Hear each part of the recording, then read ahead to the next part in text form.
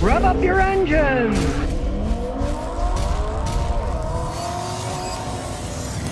Tesla says they got a new secret coming out this year, and they say it's going to be their electric semi-truck. They claim the Tesla Semi is going to be out before the end of this year. An electric semi. I have to agree with Bill Gates. And Bill Gates says there's no way that battery electric vehicles are going to haul big, heavy things. That electric semis are a stupid idea. And I tend to agree with Bill on this one. Look at the regular electric cars and even the Ford F-150 Lightning electric pickup truck. Supposed to go 300 miles or so, right? Guy towed a trailer, he got 80 miles and ran out of electricity. And that's a small trailer. These semis have to carry gigantic loads, right? Let's see what happens if he does actually make it by the end of the year. If anybody actually buys the thing that isn't being sponsored by the government. Realize that crap goes on all the time. When I was in Houston, one of my customers worked for a company and they got all kinds of government money for recycling stuff, and they were recycling car tires and turning it into roofing materials and rot-proof fence posts, right? Well, the government was subsidizing the whole thing for so many years. I think it was 3-4 years they were subsidizing it, right?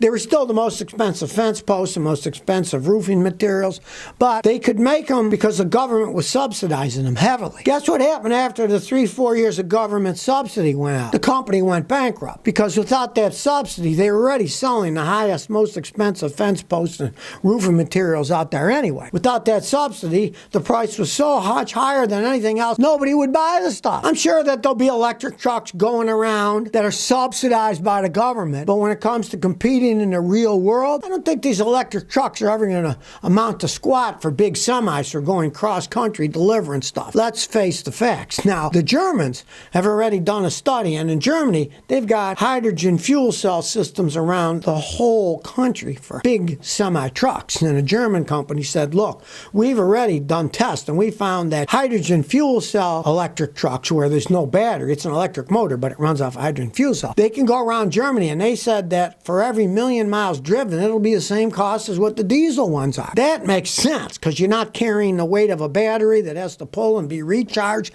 They never need recharging. They're just filled up with hydrogen. Of course, you have to have a hydrogen infrastructure, which the Germans are already building. But you get a big semi. It's got to pull a lot of weight, right? So that means it's going to need an even bigger battery, which weigh a ton, which means it has to pull even more weight. It's like the never-ending law of chasing the dragon's tail. A bigger battery. Well, now it's got to pull more, including itself. So now we need an even bigger battery. Now it takes 3 days to recharge it. Right? And the batteries only last so long. So I predict a gigantic failure of his semi, if he ever makes them, for any kind of mass production. I even saw one of their ideas was, well, we'll have a trailer behind with giant batteries. Well, then you got a huge, heavy trailer full of giant batteries, got to pull that, so then it needs even more energy. It's the dragon chasing its tail with electric semi-trucks, if you ask me. They can't pull too much weight without even bigger batteries and bigger motors that cost more, that then weigh more, and then they're even more, and the price of them will go higher and higher. It's a stupid idea. In small runs inside, yeah, fine. My grandfather worked on electric trucks back in the early 1900s. They had electric trucks. They were inside the factory. They used regular batteries,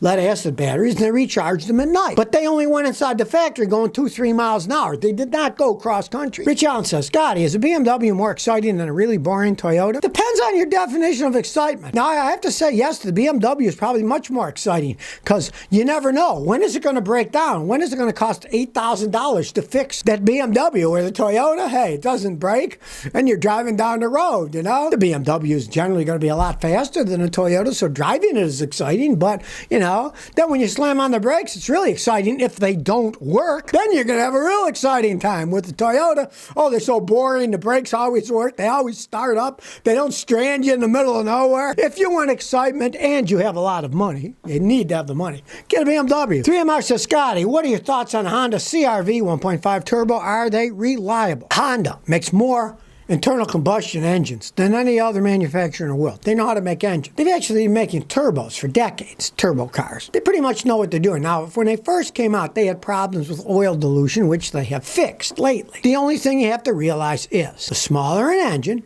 1.5, say, versus a 2-liter 4-cylinder, the harder it's going to work. So if you put a turbo on it, it's going to work even harder because it makes them rev higher and gives them more pressure. The engines will wear out faster. Even a Honda with a turbo is going to wear out faster than a similar Honda without a turbo. Just realize that. But Honda engines can last a really long time. So, you want a zippy thing. If you're going to get a turbo, I'd say Honda's probably the company to get a turbocharged engine from because they've been making them longer than most people. You don't mind the lower gas mileage and they will wear out somewhat faster.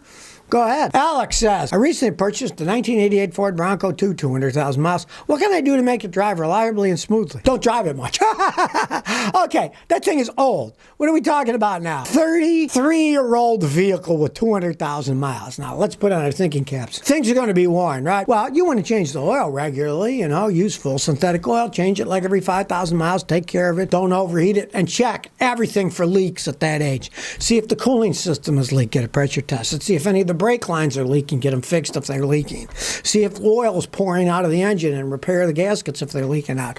Start there and then, drive it conservatively because, it's an old vehicle. It's got a lot of mileage on it. It can be a fun toy. I would not buy a vehicle like that for an everyday driver. I hope you did, because if you did, you're probably going to find it's going to nickel and dime you to death. But as a toy, could be a fun toy. Astro says, hey, Scotty, one of my front wheels squeals at low speed. It's not the brakes, but I believe it's making sharp turns. What could it be? If at low speed, it's squealing, but only when you make turns, you got a problem in the front end there. Could be a worn ball joint, tie rod, maybe the control arm bushings are worn, it's not sitting right. So when you turn, since it's not aligned right, instead of the tire going the right direction, it's off, so it squeals because it's like an eraser. It's erasing itself on the road. They'll wear out faster. So jack it up and check which front wheel is making a noise first. On that side, odds are you're going to jack it up, you're going to pull on your clunk when you pull on the wheel outside with it jacked up, and you'll see, well, maybe the tie rod's moving or maybe the ball joint's moving. Something is worn. Now, if you can't find anything worn, get thee to a front-end alignment shop that knows what they're doing, and they can do a front-end alignment check, and they can say, look, it's way off, and here's what's wrong. Hope it's not something like you hit a curb and then bent it, and now it's off because the frame's slightly bent, which is almost impossible to fix in a modern car. Normally, it's broken parts you can replace them. Michael Lanford says, is renewable fuel a better bet than EV long-term? Where are we going? Very good question.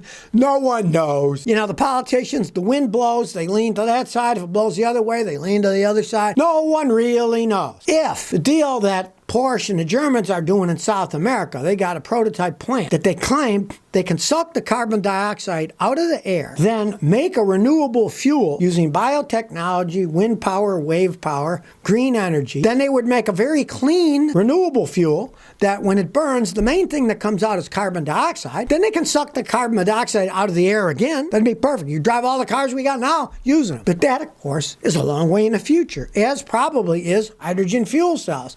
And if you really think at it logically, so are electric battery-powered cars, because there's no infrastructure, there's no power plants to build the electricity. A lot of it's coal, gas, oil burning, so it pollutes too. So renewable fuel actually would be probably the best idea of all. If you could create it, and then all comes out is carbon dioxide, and then the machines suck it in and use it over. This isn't science fiction. They're already doing it. I think it's in Chile, it's South America somewhere. Porsche's got a deal doing it. If that could be mass produced, it'd make a heck of a lot more sense than having to create an entire new infrastructure of electricity, building plants that don't exist, making batteries that cost a fortune, you run out of materials. You could use the cars you have today and just recycle the carbon dioxide. Scotty, what is your opinion of the older Chevy Trackers? Asked Johnny Ledbetter. They were interesting. They called them the Geo Trackers. And they only made them for like 8-9 years. They were actually made in Ontario.